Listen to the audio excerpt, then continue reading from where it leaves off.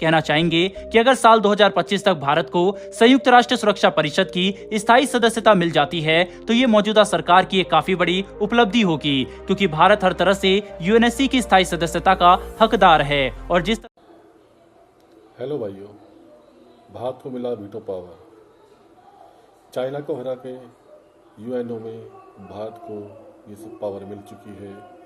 अब भारत 5 देशों के साथ साथ छठी पावर बन चुका है जिसे ये वीटो पावर मिली है, और चाइना इससे घबराया हुआ है। चलो देखते हैं वीडियो और पूरी खबर सुनते हैं। आइए, मेरी वीडियो अच्छी लगे तो चैनल को सब्सक्राइब करें और वीडियो को लाइक करें। आइए वीडियो देखते हैं। दोस्तों, यूनाइटेड नेशन सिक्योरिटी काउंसिल को लेकर भारत काफी समय से रिफॉर्म की डिमांड कर रहा है। यहां तक कि भारत ने यह तक कह दिया कि अगर जल्द ही संयुक्त राष्ट्र में बदलाव नहीं किए गए तो ये संगठन आने वाले कुछ ही सालों में पूरी तरह से निष्क्रिय हो जाएगा। लेकिन तब तक भारत के बयानों पर किसी ने ध्यान नहीं दिया, जब तक विश्व में यूक्रेन युद्ध, कोरोना महामारी, फूड सिक्योरिटी और एनर्जी सिक्योरिटी जैसे बड़े मुद्दे एक साथ खड़े नहीं हो गए और यूएन इन सभी मुद्दों को सुलझाने में नाकाम रहा। जिसके बाद भारत की बातों को गंभीरता से लेते हुए यूएनएससी में बदलाव के लिए बड़े कदम उठाने शुरू किए जा चुके हैं, जिसके तहत आज की हमारी पहली खबर आपको काफी हैरान करेगी, क्योंकि अब यूएन में बड़े रिफॉर्म और भारत समेत विश्व के दूसरे देशों को वीटो पावर देने के लिए असली इंटर गवर्नमेंटल नेगोशिएशन शुरू की जा चुकी है।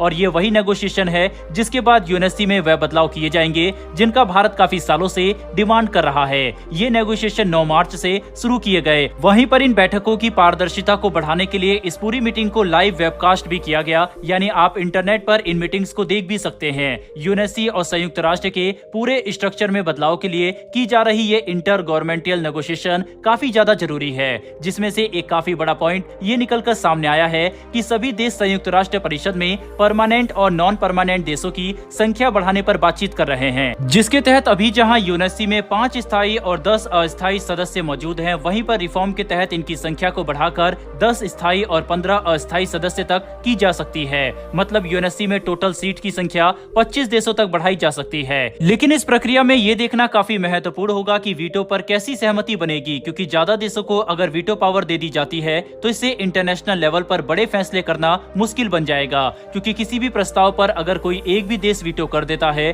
तो उस प्रस्ताव को पास नहीं किया जा सकता, जो अंतर्राष्ट्रीय स्तर पर पारदर्शिता और गुट निरपेक्षता के लिए खतरनाक साबित होगा। जिस वजह से वीटो पावर पर कोई ऐसा कदम उठाना चाहिए कि उससे यूएनएससी को सही फैसले लेने की क्षमता पर असर न पड़े। दोस्तों, इसी बीच संयुक्त राष्ट्र में 9 मार्च से शुरू हुए इन नेगोशिएशन को देखते हुए भारत काफी खुश है और G4 देशों ने इस पर एक जॉइंट स्टेटमेंट भी जारी किया। बता दें कि G4 भारत, जापान, जर्मनी और ब्राजील का एक संगठन है जो संयुक्त राष्ट्र में बदलाव को अपना समर्थन देता है, जिसके तहत G4 देशों के जॉइंट स्टेटमेंट में ये बात खुलकर कही गई है कि सभी G4 देश इन नेगोशिएशन का स्वागत करते हैं और चाहते हैं कि संयुक्त राष्ट्र में ऐसे बदलाव किए जाएं ताकि हर महाद्वीप को बराबर रिप्रेजेंटेशन मिल सके और संयुक्त राष्ट्र एक इफेक्टिव ग्लोबल ऑर्गेनाइजेशन के तौर पर सामने आए। साथ ही हम ये बात भी कहना चाहेंगे कि अगर साल 2025 तक भारत को संयुक्त राष्ट्र सुरक्षा परिषद की स्थायी सदस्यता मिल जाती है तो ये मौजूदा सरकार की एक काफी बड़ी उपलब्धि होगी, क्योंकि भारत हर तरह से यूएनएससी की स्थायी सदस्यता का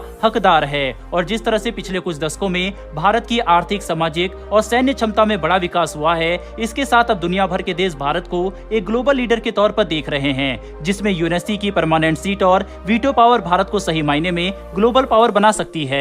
बहरहाल दोस्तों, बढ़ते हैं हमारी दूसरी खबर की तरफ। तो दोस्तों, ये खबर अर्मेनिया की तरफ से निकलकर सामने आ रही है, जिसके तहत भारत के साथ अपने द्विपक्षीय संबंध और व्यापारिक रिश्तों को मजबूती देने के लिए अर्मेनिया के अधिकारियों ने भारत का एक बड़ा दौरा किया और इस डेलीगेशन में अर्मेनिया के कुछ उच्च अधिकारी और एक्सपर्ट शामिल थे, जिन्होंने अपनी विजिट के दौरान भारत को अर्मेनिया और यूरोप तक व्यापार करने के लिए ईरान ब्लॉक सी कॉरिडोर को प्रपोज किया है, जो यूरोप तक पहुंचने के लिए भारत का एक अच्छा अल्टरनेटिव बन सकता है। बता दें कि भले ही आज भारत और अर्मेनिया का द्विपक्षीय व्यापार कुछ ज्यादा बड़ा ना हो, लेकिन पिछले कुछ समय में अर्मेनिया ने भारत से काफी सारे रक्षा उपकरण खरीदे, जिसमें स्वाति वेपन लोकेटिंग रडार के साथ एंटी टैंक गाइडेड मिसाइल और दूसरे कई रक्षा उपकरण शामिल है।